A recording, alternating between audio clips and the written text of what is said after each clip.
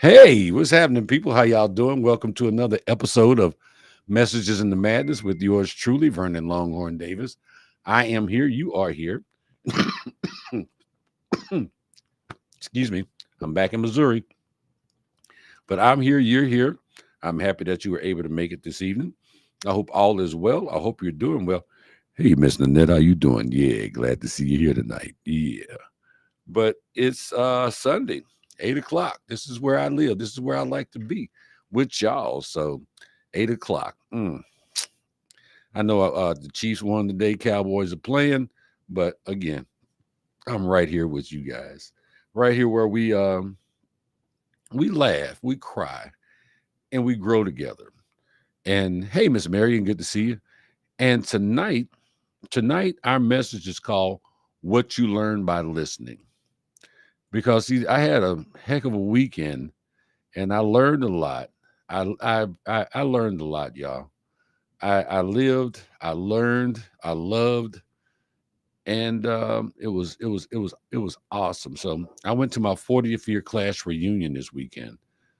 40 years since me and my friends were running up and down the halls and sneaking outside to the pep, sneaking into the pep rallies or sneaking out the pep rally or um, going out to go get something to eat because we had open campus. We thought we had it all figured out. We did. We just thought we had life figured out. And here we were, a room full of adults with 4 decades of life behind us. 4 decades. I'll be honest with you. I really couldn't afford to take that trip financially, but something in me said go. And the rewards for taking it made it very much worth it. It really did. Um, for a couple of days, I wasn't Longhorn the comedian or Vernon E. Davis II, the author and speaker. I was just Vernon. I danced, I joked. I danced, I joked, I hugged old friends. Hell, I hugged some ex-girlfriends. And I hung out with people who knew me before any of the titles. Some of them have known me since second grade. Second grade. That hit different. It really did. And in between the music, the hugs, and the laughs, I listened. I listened to them as they talked to me, not just with words, but they talked to me like I was an old family member or an old friend. They talked to me like I was more than a classmate.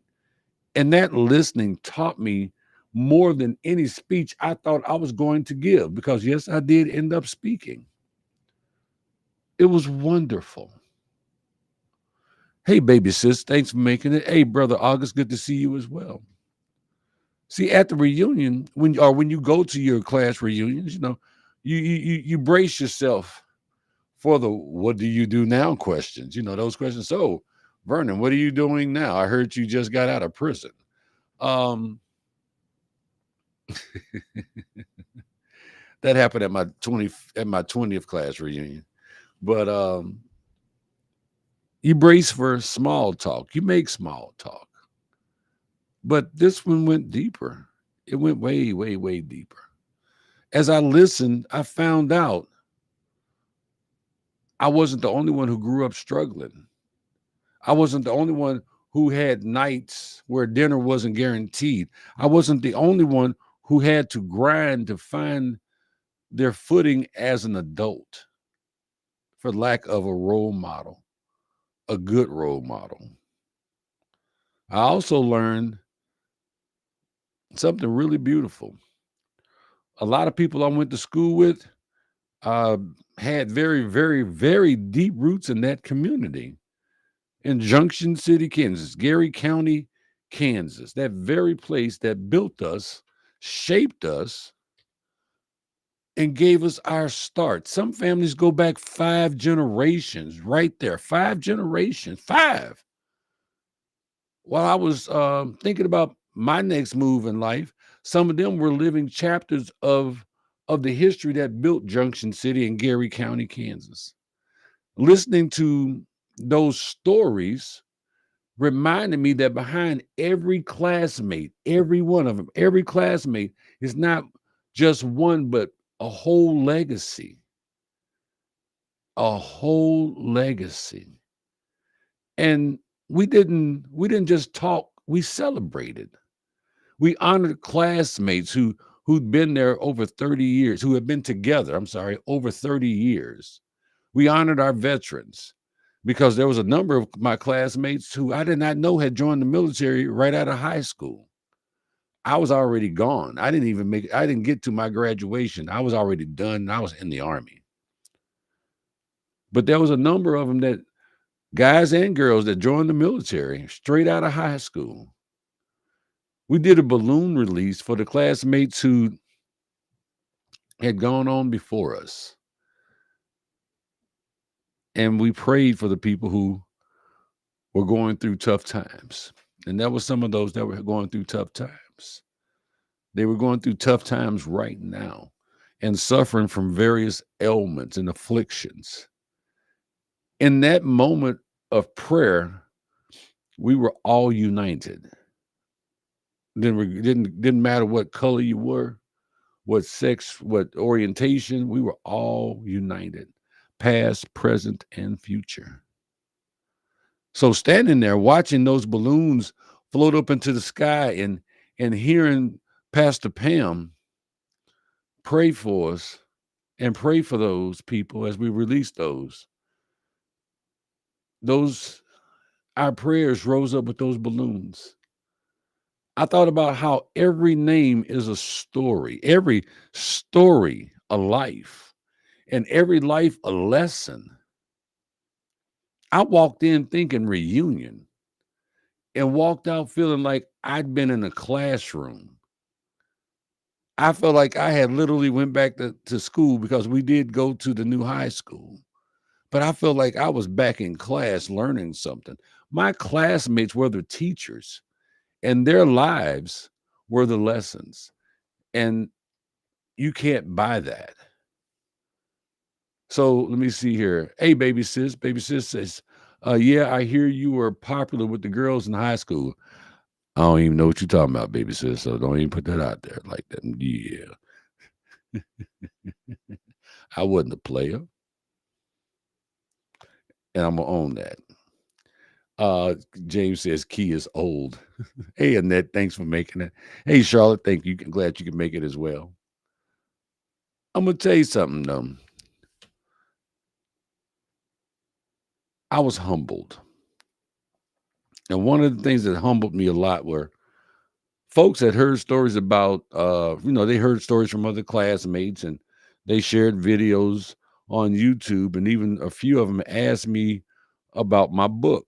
So they knew what I do now. I didn't see that coming. I really didn't. And I'm used to being the one encouraging others, not the one being celebrated. And I felt celebrated amongst my classmates. Hey, Vernon, I hear you doing good things. I like what you're doing. I saw this video. XYZ told me about your book, or multiple books.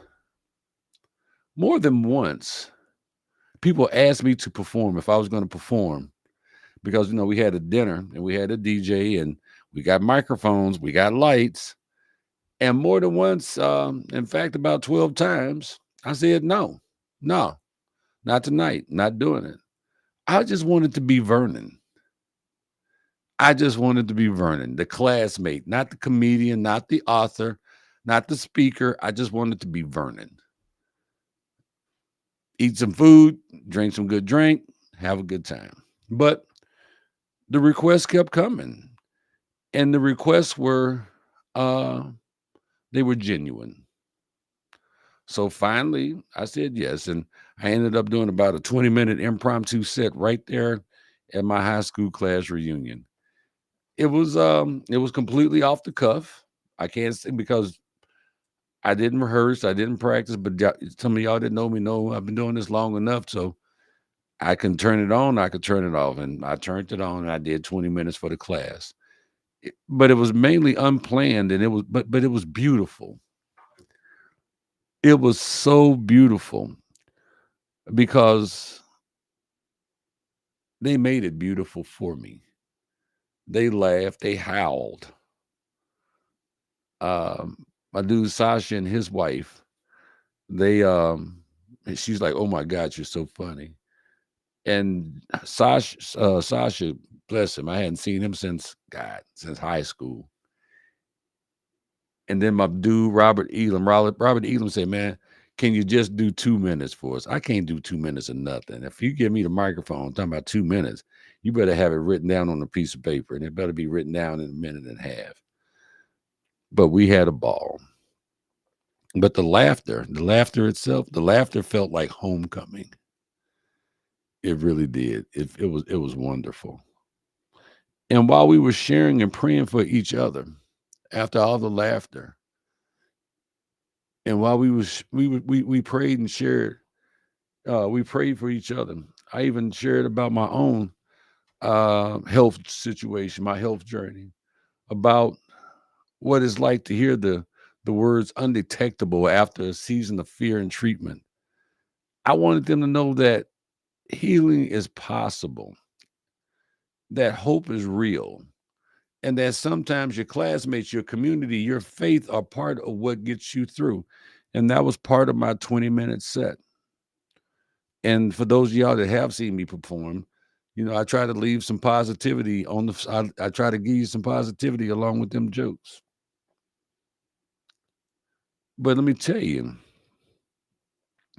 that moment taught me something else. Something, it taught me sometimes when you listen to people and let them draw something out of you, you give them and yourself a gift. You give them a gift. You give them a gift that you didn't even know you had to give. And gifts are awesome. They are so awesome. Especially when people are asking, I mean, like, okay, I don't know what I did last night, but I felt like I helped somebody. So I gave them a gift that they can't give back to me. And that felt great. Um, let's see. I'm talking so much. I'm missing some comments here. I'm sorry. Um, oh, my baby sis says my first crush as a kid was your friend Crossy. Did you see it? Well, no, baby. Crossy passed away. I did see his cousin. But yeah, Crossy. Yeah, Crossy is gone. Jerry said, "You deserve to be celebrated. You have done so much for so many. Thank you, sir." DC Fluffy says, glad to hear. Let's see. Well, basically, you had a good time fellowshipping and reminiscing in old times and pondering about the future. Yes, I did. Marion said that what made it special. It really did make it very special. Annette says, I worked for oral surgeons. We traveled from Colorado Springs to Junction City to Salina and back. Was what awesome down to earth people. They are awesome down to earth people. Um, my LinkedIn user, which I didn't bring on my LinkedIn screen this evening, said, and I'm gonna go to LinkedIn and see who it is because I likes to know who it is. Let's see. Hey, okay. My brother Brox. That's what I'm talking about. My brother Brock says laughter heals the soul. And it does, Brox. You're right. You're absolutely right. It does heal. And James, you're right. Laughter is healing. Um, Let me make sure I'm talking about the right boy. Um, you talk about a little light skinned boy with the curly hair, baby sis. Just let me know in the comments, okay? So let me get through this. I'm reading my notes. I learned something else. I learned that listening is like building a bridge. And I know we've talked about listening on this show before, but listening is like building a bridge. You walk across it and you find yourself standing in somebody else's shoes. Over the weekend, I crossed that bridge multiple times, again and again and again.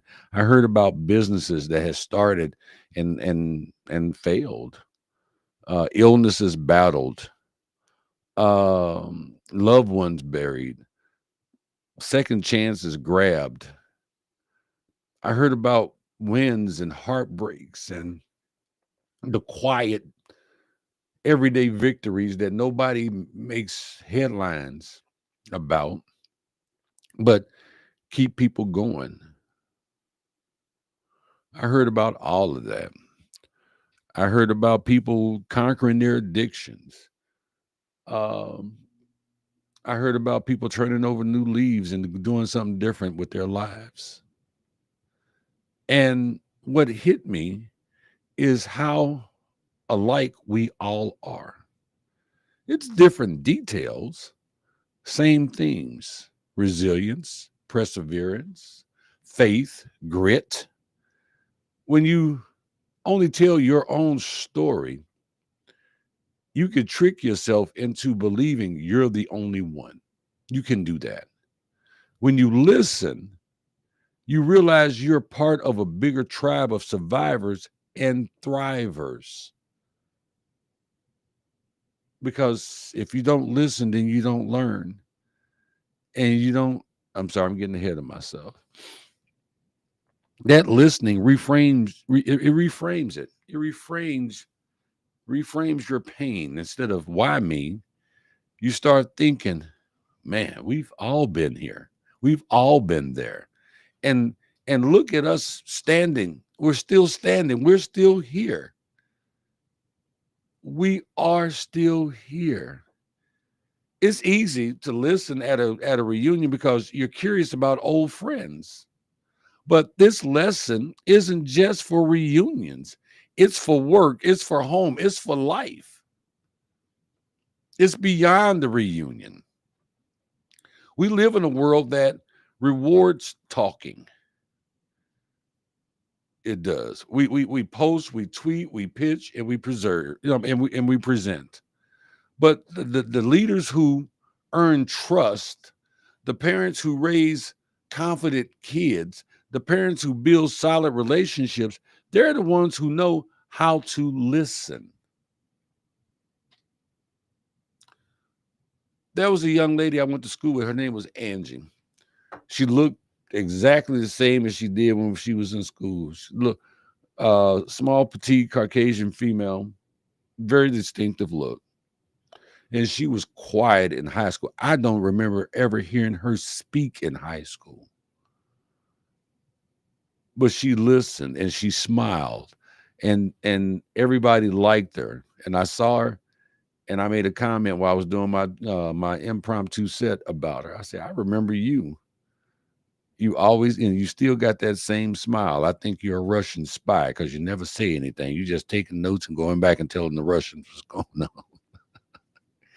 I didn't mean it maliciously, but she was a great listener. So in my automotive career, I've learned the same thing. I've learned that the best way to solve a dealership's problem isn't to roll out a PowerPoint. Oh my God, there's nothing worse than death by PowerPoint. The best way to help somebody in the car business, in the automotive industry, is to sit with the technicians, the advisors, the customers, and ask the question, what's really going on? Then be quiet and listen. The solutions show up when people feel heard. At home, it's the same. The moments that heal aren't speeches. The moments that heal, they're the times we stop trying to fix stuff and fix people and start trying to hear. And I was able to do that this weekend. I was able to listen. I even got hugged, man. Hey, man, thank you for listening to me. And I told him, I listened to you because I believe in you.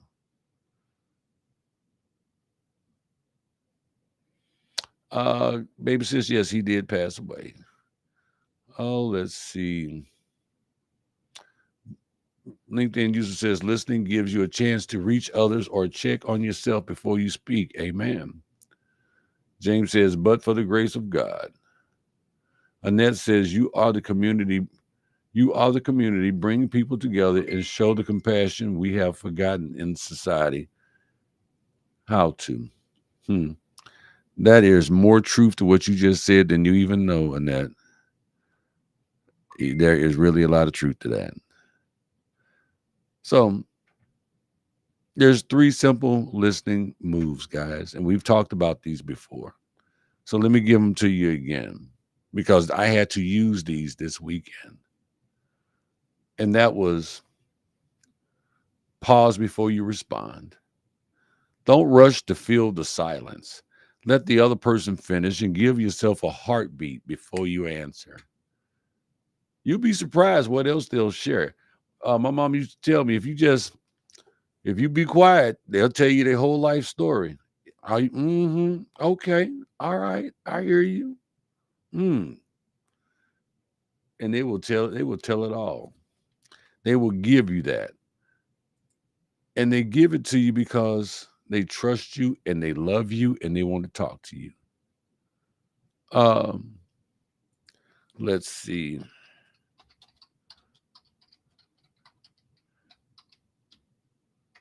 We had this problem last week. People could not find my show live on Facebook. And I just thought that was so weird. So I'm going to share it with somebody so they could find me. Okay, there you go.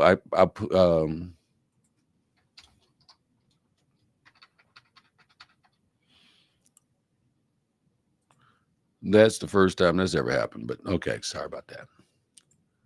So those 3 little shifts, they turned my high school weekend into a master class on life. I came home full. I was full.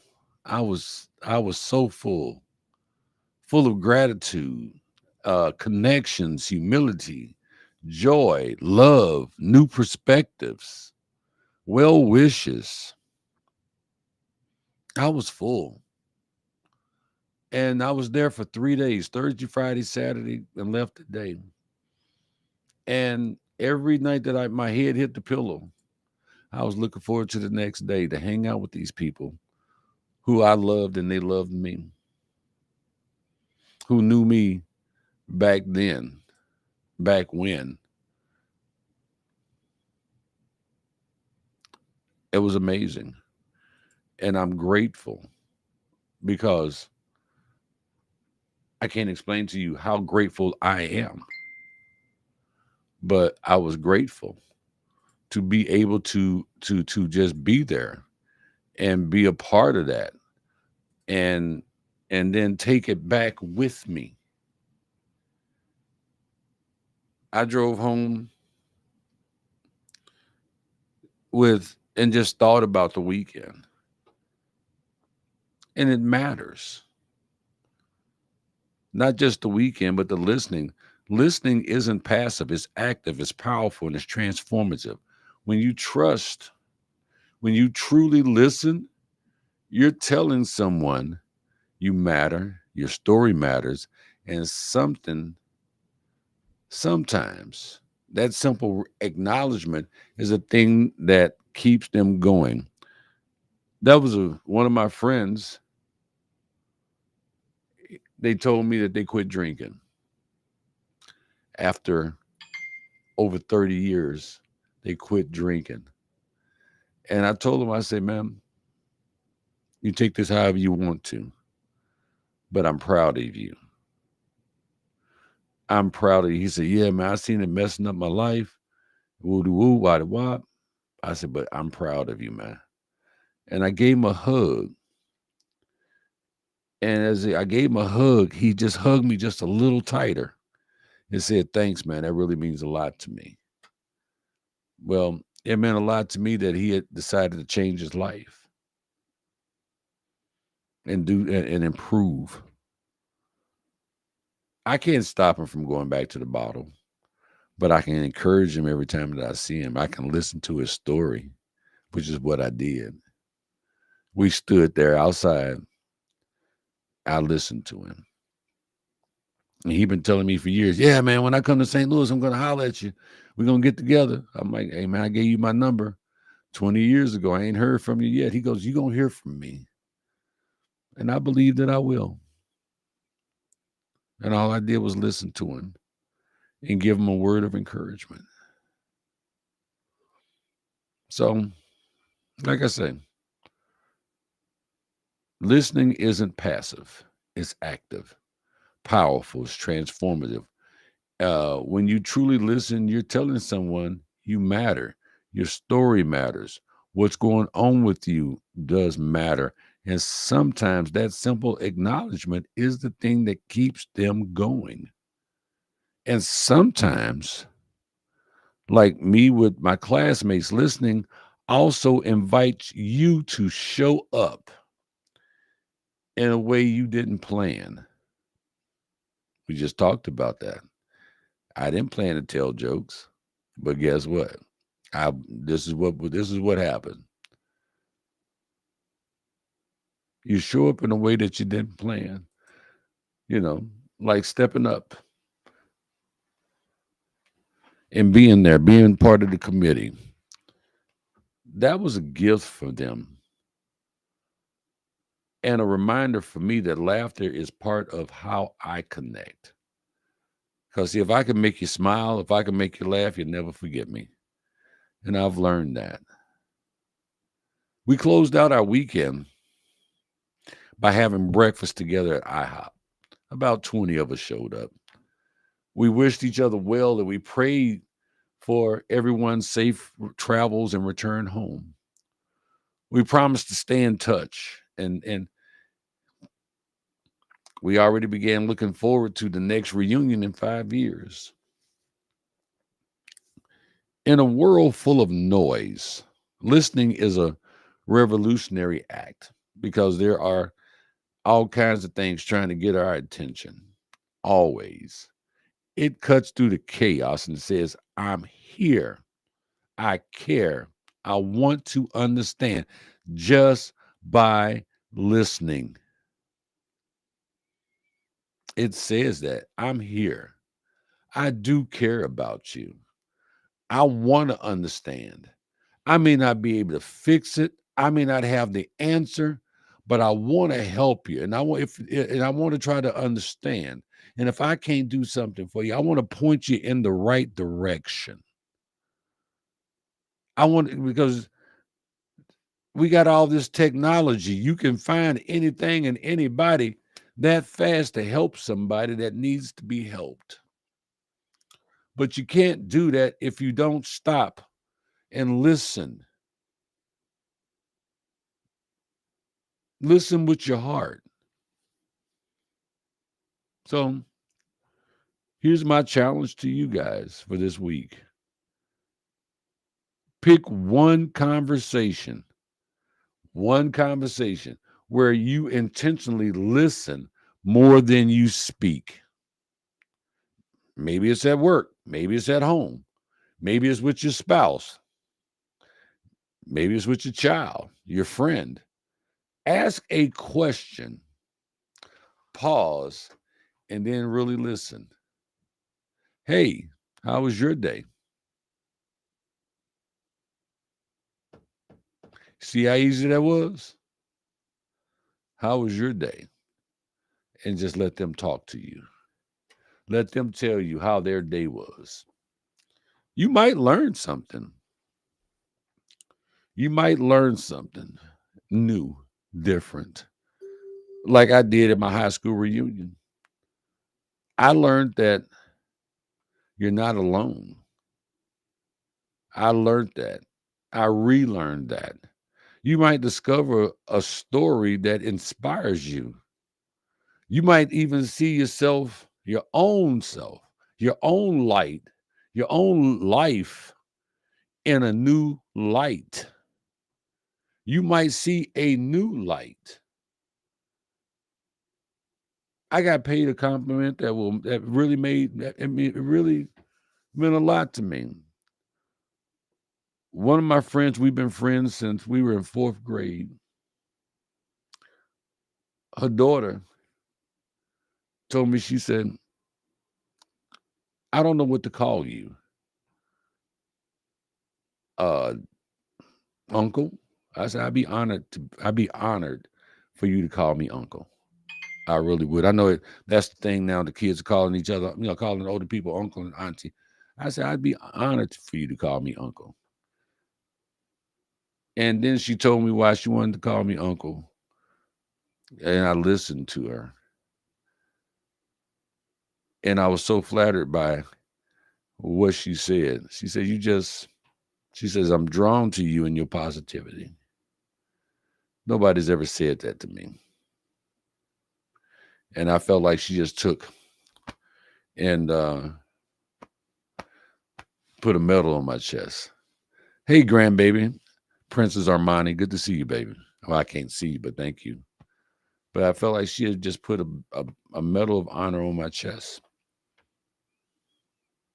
because it meant that much to me. But you might learn something like I did at my high school reunion. You might learn something just by listening to people. You might discover that story that inspires you because her story did inspire me. You might even see your own light. You may see your light in a different shade. So let's see what y'all talking about over here. Oh, let's see. Where do we start at?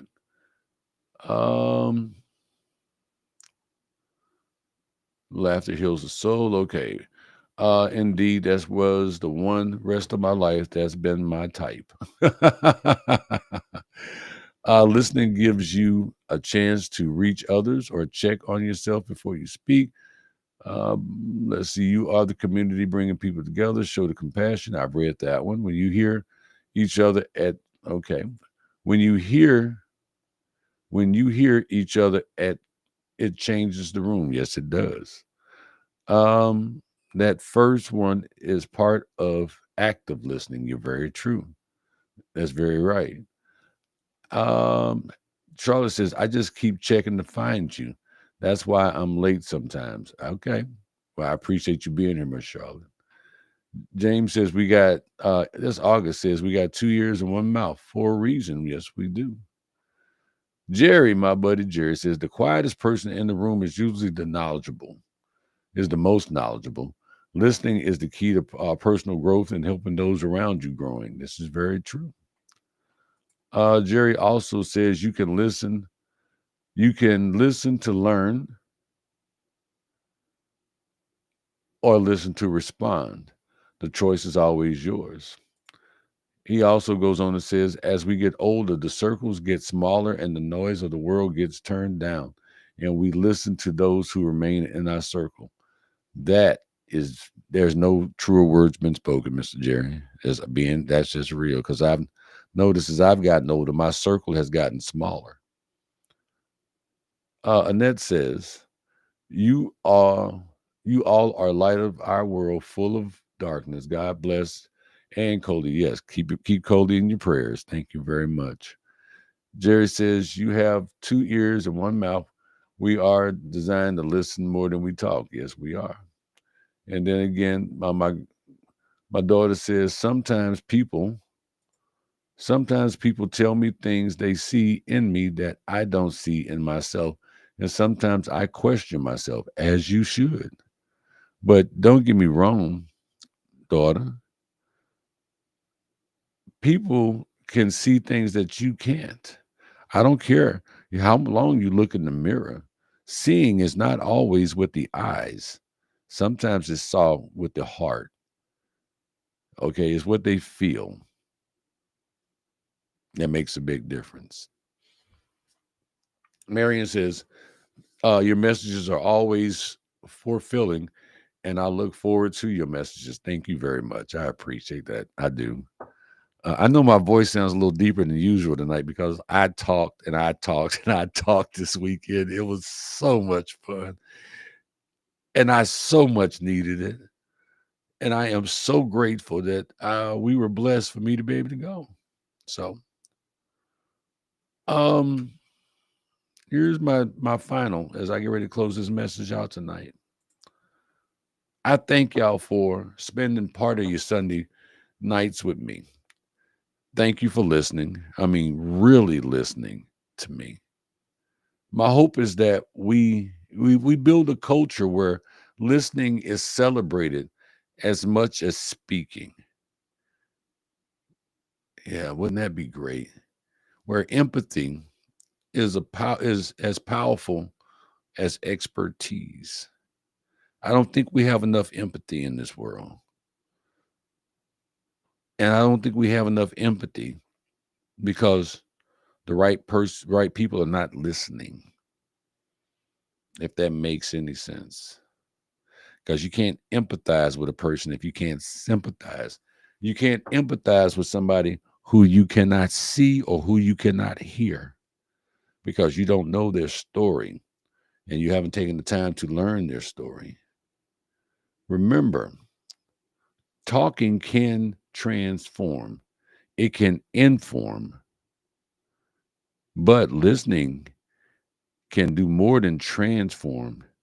It can build, it can help, it can teach, it can knock down walls that the largest hammers can't put a dent in. Listen to each other. As much as everybody's always talking about how much they love you, listen to me like you love me. How about that? So that's the message for tonight, y'all. Let's see. Marion says, I got that one. Jerry says, never forget to listen to the world around you and hear the conversations that happen when you are not in the room. I've said this before, Jerry, and I'll say it again. Every morning I pray. Part of my prayers is allow my name to be spoken positively in rooms that I am not in. Because if it's spoken positively in those rooms, I'll know about it when they come out. Makes a big difference. Annette says, it's funny. Fort Benedict, who's that? Benedict spoke same message today. Oh, Father Benedict spoke the same message today. Reach out and help someone. Well, all righty then. That'll work. So, guys, keep listening, keep learning, keep loving. This has been Messages in the Madness, and I am your host, Vernon Longhorn Davis. I love you. God loves you. Take care of yourself. Love yourself. Respect yourself. Love them kids. Respect our vets. Uh-oh. Annette says, as a nurse, we hear each person and have empathy. Our culture is putting down empathy prayers. Okay. I'm thank you. Baby sis says another awesome and much needed message we could use. We could all use and practice daily. Wishing you and everyone a lovely evening and week ahead. Love you. Love you too. Well, guys, again, I'm Vernon Longhorn Davis. Until next Sunday, God bless y'all. $2.